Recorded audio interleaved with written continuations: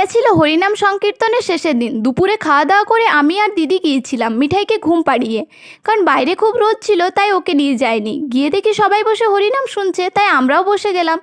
আমি আর দিদি বাড়ি থেকে যদিও একা গিয়েছিলাম, আর গিয়ে সবার সাথে দেখা হয়ে গেল। কিছুক্ষণ একসাথে বসে থাকতে বেশ ভালোই লাগছিল, কারণ এখন সবার নানান কাজের জন্য একসাথে আর দেখা হয়ে ওঠে না। তারপর দেখলাম ভাই জাম্পিং করছে, এই গরমে ওর লাফাতে কী যে ভালো লাগছিল ওই জানে। তারপর আমরা সবাই মিলে খেয়ে নিলাম বেশ ঠান্ডা ঠান্ডা ম্যাঙ্গো জুস। তবে মেলাটা আবারও ঘুরে দেখছিলাম সবাই মিলে গল্প করতে করতে। এই গরমও আমরা সবাই গিয়েছিলাম, কারণ গরম যতই হোক মেলা তো এই বছর এইটাই লাস্ট ডে, তাই সবাই মিলে ঘুরবো না সেটা তো পসিবল নয়। এই গরমে আইসক্রিম জুস এইসব ছাড়া তো আর কিছু খেতে ইচ্ছে করছিল না, তাই আবারও আমি আর দিদি নিয়েছিলাম কোলা সোডা। সেটা আমরা শেয়ার করে খেয়েছিলাম। তারপর আবারও কিছুক্ষণ ঘোরাঘুরি করে বাড়ি এসে গেলাম।